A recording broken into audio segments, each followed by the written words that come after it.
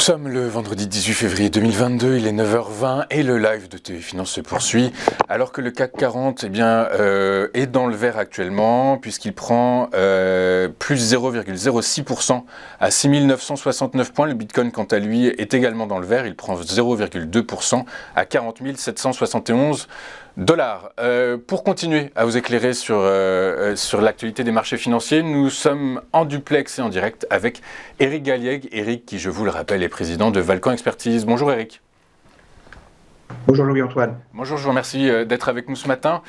Comme à votre habitude, vous allez nous dresser un bilan de la semaine écoulée. On commence par les indices et la paire euro-dollar, Eric.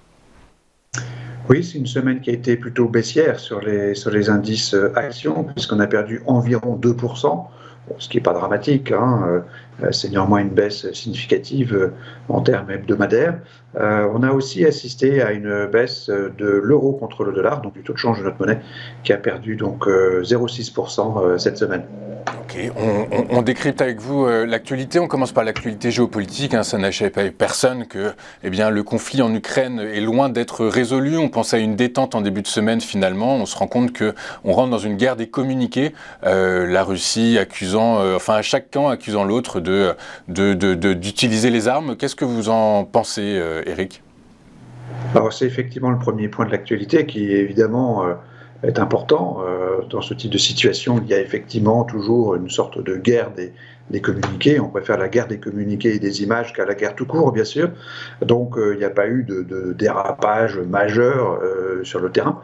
Mais effectivement, c'est un sujet qui est inquiétant, angoissant pour la communauté financière, bien sûr, car une guerre ouverte entre la Russie et l'Ukraine, qui est toujours possible, voire probable d'après les États-Unis, aurait des conséquences extrêmement négatives pour le scénario de marché, notamment sur les prix du pétrole et éventuellement l'approvisionnement en gaz de l'Europe. Donc tout ceci est un scénario noir qu'effectivement il faut éviter, bien sûr. Néanmoins, cette situation qui perdure est négative. C'est pour ça que nous avons bien sûr qualifié de -1 cette actualité. Ok, très clair. On enchaîne avec les bénéfices des entreprises, Eric, qui sont très bons. Oui, c'est à nouveau un point extrêmement important et extrêmement positif. C'est ce qui, à mon avis, explique la résilience du marché, un marché qui résiste admirablement bien face à la fois à la dégradation de la situation géopolitique, mais aussi à la hausse des taux d'intérêt. Ce qui peut expliquer donc cette résistance, c'est les bénéfices d'entreprises qui sont remarquablement positifs. 8 sociétés parmi le SBF 120 ont publié des bénéfices 2021 plus de 10% supérieurs aux attentes.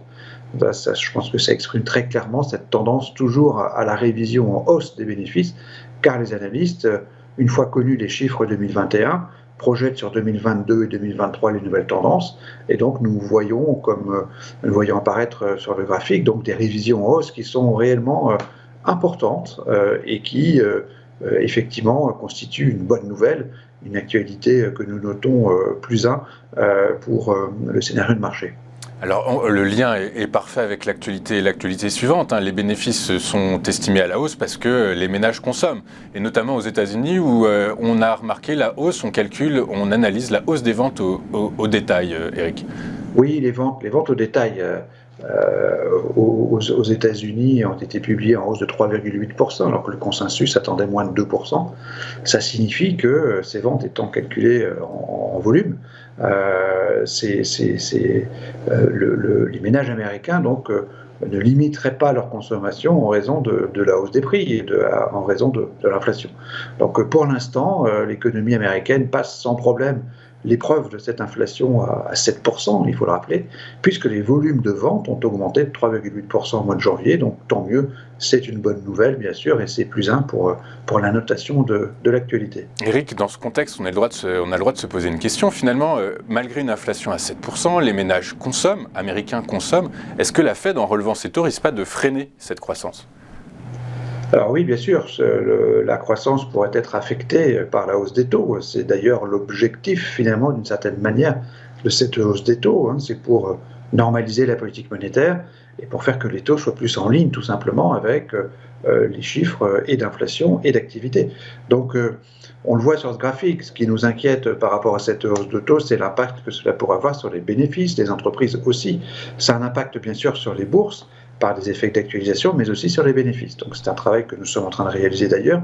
Essayons de simuler l'impact sur les bénéfices tout simplement, et pas seulement sur les effets d'actualisation et sur les cours de bourse, mais l'impact sur les bénéfices donc de cette hausse de taux, tel qu'on peut l'avoir sur le graphique, puisque finalement, en 2 mois, on a eu une hausse de 50 à 100 points de base, et plutôt 100 points de base des intérêts payés par les entreprises, tels que mesurés par cet indice donc, des obligations triple B de la zone euro. Comme les bénéfices, comme les intérêts payés par les entreprises représentent à peu près 20 à 25% des bénéfices nets après impôt, on comprend que ça puisse avoir un impact significatif. Nous sommes en train d'essayer de mesurer exactement l'impact que cela pourrait avoir sur les bénéfices, mais c'est bien sûr un impact négatif.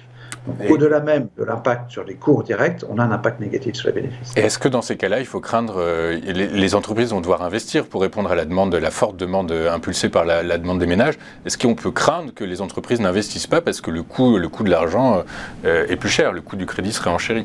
Non, je ne pense pas. Je pense que l'investissement, en tout cas récemment, n'a pas dépendu de l'évolution des taux d'intérêt, on peut le dire. C'est-à-dire ce n'est pas parce que les taux d'intérêt se sont effondrés depuis plusieurs années que l'investissement a progressé. Au contraire, l'investissement a plutôt été à la peine. Donc je pense que ce n'est pas parce que les taux d'intérêt remontent que les investissements seront menacés. Je pense qu'effectivement, ce qui compte pour investir, c'est de la visibilité. C'est un environnement, il y a une certaine sérénité, une certaine certitude en quelque sorte, une baisse des incertitudes de façon générale qui permettra l'investissement. Mais ce n'est pas forcément lié au taux d'intérêt, et en fait, ce n'est même pas du tout lié au taux d'intérêt, d'après les dernières études qui ont pu être réalisées par des économistes sur le sujet. Ok, merci beaucoup Eric pour ces précisions. Dans cet environnement, avec cet environnement, quelle est votre synthèse de la semaine, Eric ? La synthèse est neutre, c'est-à-dire qu'on a effectivement un équilibre entre une dégradation donc, du contexte politique, un impact toujours négatif donc, du contexte géopolitique, un impact négatif de la hausse des taux sur les bénéfices d'entreprise, pas seulement sur la bourse, mais sur les bénéfices d'entreprise, et puis 2 points favorables, effectivement le constat d'une efficacité extraordinaire des entreprises avec des publications très très favorables depuis quelques jours et depuis quelques semaines, et puis cette fameuse vente au détail des entreprises qui est en forte hausse aux États-Unis, ce qui bien sûr est plutôt favorable. Au total, donc une activité neutre cette semaine. Ok, dans cet environnement neutre, quelle est votre recommandation d'investissement ? Alors nous, on considère toujours que la résilience du marché est assez impressionnante.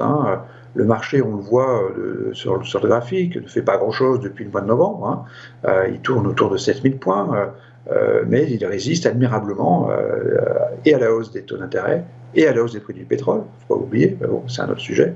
Et au total, nous considérons qu'il est toujours imprudent d'acheter aujourd'hui. Il faut que le marché se recale, je dirais, sur l'environnement actuel de risque qui est surtout monétaire, qui est un risque de politique monétaire des banques centrales, ce qui nous semble le risque majeur, le risque principal. Et on a beaucoup d'autres qui se sont accumulés, donc pour cette raison, nous sommes toujours très prudents. Nous recommandons aux investisseurs de long terme de ne pas acquérir aujourd'hui d'actions. De rester à l'écart des marchés actions. Je vous remercie beaucoup, Eric, d'avoir été avec nous ce matin. Je rappelle que vous êtes président de Valcan Expertise. On vous retrouve la semaine prochaine, Eric, pour un nouveau point stratégique. On marque une pause et juste après, on vous fera vivre la minute pédagogique. À tout de suite sur Téléfinance.